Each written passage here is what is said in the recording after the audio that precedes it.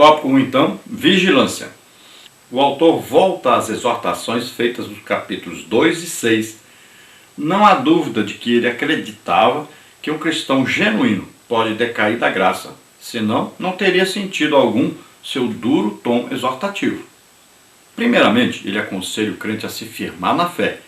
Hebreus 10, 23.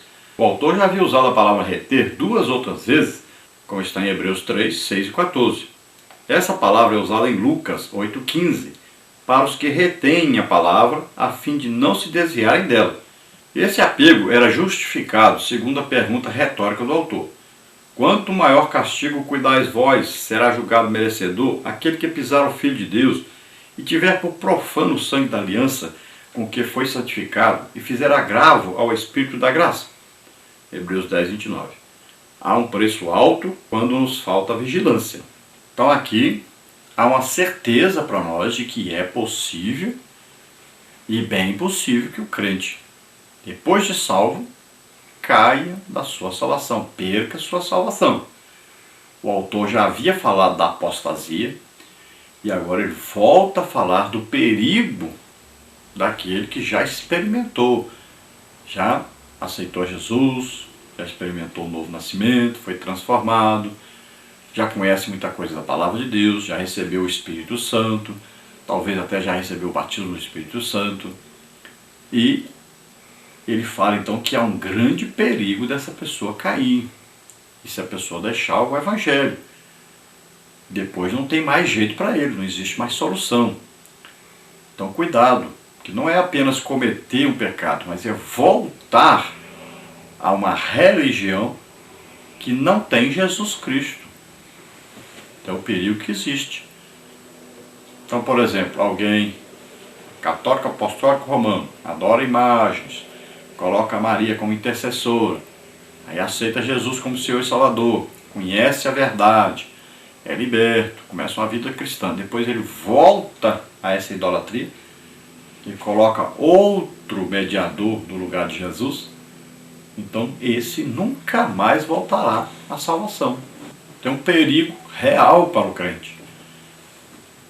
Aquele, por exemplo, que era um espírita e aceita Jesus, é transformado, mudado, depois volta ao espiritismo. Não tem mais jeito para ele. O islamismo, a mesma coisa, a pessoa deixa o islamismo, vai para o cristianismo, aceitou Jesus, foi mudado, tem uma vida cristã, aí volta ao islamismo. Então, ele está colocando já Maomé acima de Jesus. Então, não tem mais jeito para ele. Tem um perigo muito grande. O que estava acontecendo com aqueles cristãos judeus era isso. Estavam querendo voltar ao judaísmo. E o que é o judaísmo? O judaísmo é admitir que Jesus nunca veio. Veja só, se eles voltassem ao judaísmo, estavam dizendo que Jesus nunca tinha vindo, o Messias nunca tinha vindo, nunca tinha morrido na cruz e ressuscitado. É isso que eles iam fazer. Então não haveria mais oportunidade para a salvação deles. Estariam totalmente perdidos, condenados mesmo. Então é um perigo muito grande, um perigo real para eles. Então a advertência aos hebreus para que eles não caíssem, não deixassem a sua fé, não deixassem a comunhão com Jesus Cristo, a comunhão com o Espírito Santo. E é um fato real que todo aquele que abandona a sua fé e volta à sua religião antiga, ele acaba blasfemando contra o Espírito Santo. E é um pecado sem perdão. Então ele adverte que se no Antigo Testamento alguém quebrando a lei era punido, e com a morte ainda, imagine aquele que pisar o Filho de Deus, aquele que fizer um agravo ao Espírito Santo. Quanto maior castigo merece essa pessoa. Tem uma advertência para que eles não caíssem. No tópico 2, confiança. Com o objetivo de animar a fé dos crentes, o autor faz menção ao histórico da vida deles.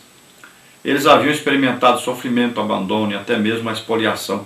Contudo, permaneceram firmes. O que estava, portanto, acontecendo agora? Aquela mesma confiança que haviam tido no passado deveria continuar como um sólido fundamento. Hebreus 10, 35. Quando o cristão perde a capacidade de confiar, ele perde a motivação pelas coisas celestiais. O céu é para quem tem esperança.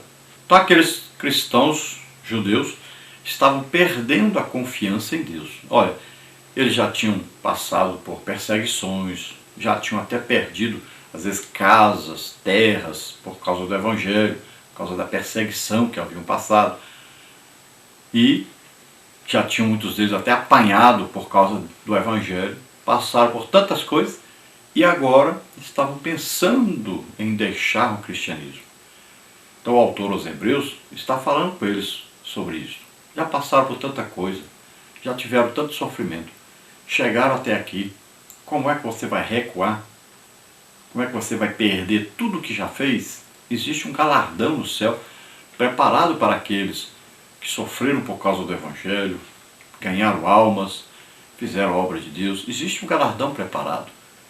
Então não pode de repente você perder tudo o que fez, perder tudo o que conquistou, perder a comunhão com Deus, ser amaldiçoado.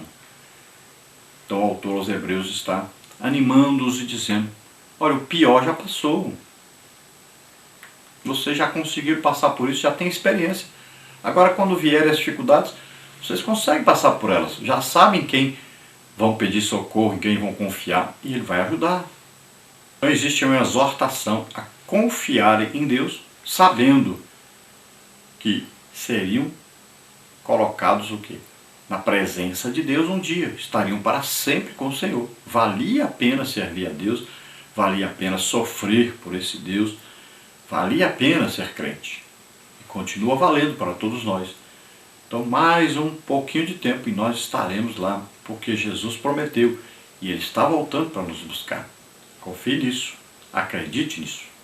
Tópico 3, perseverança. O autor conclui o capítulo mostrando que na jornada cristã o crente precisa de paciência. Hebreus 10:36. A palavra grega hipomoné ocorre 32 vezes em o Novo Testamento com o sentido de paciência e perseverança. Essa palavra aparece também em Lucas 8,15, referindo-se ao crente que produz fruto com perseverança.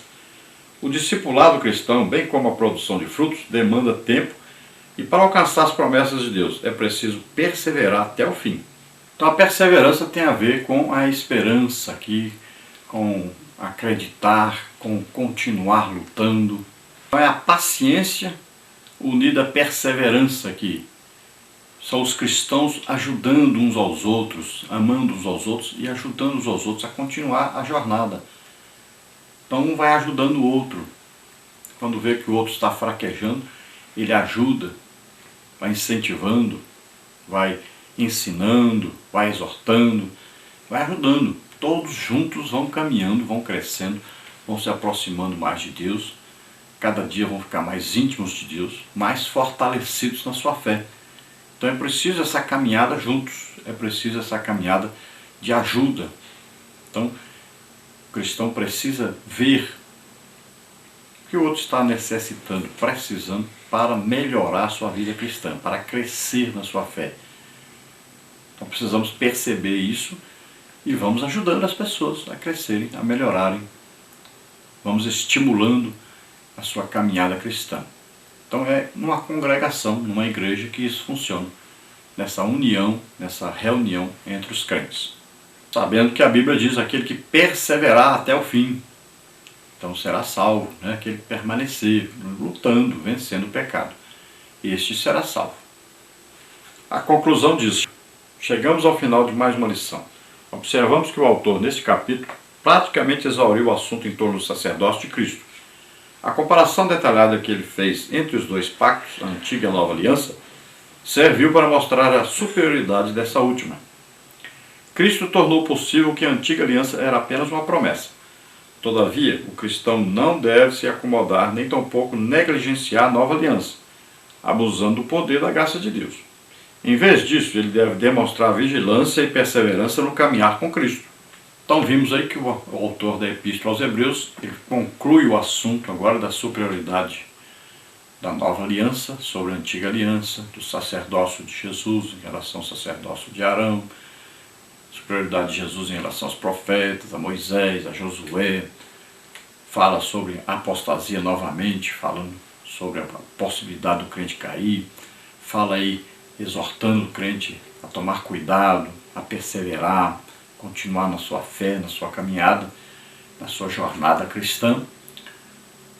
E nós vemos aqui que ele considera esse assunto, então, falando sobre o sacerdócio de Cristo, o sacrifício de Cristo, concluído. E ele vai passar agora para a nova etapa. E nós vamos ver na próxima lição o autor falando sobre a fé.